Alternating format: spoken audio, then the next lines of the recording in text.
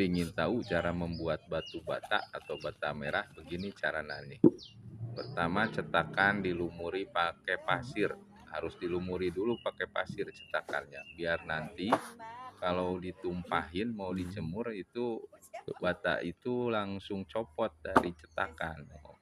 Kemudian masukin tanah yang udah lembek, tanahnya yang sudah diaduk dibikin lembek itu tanahnya, dan tidak ada batu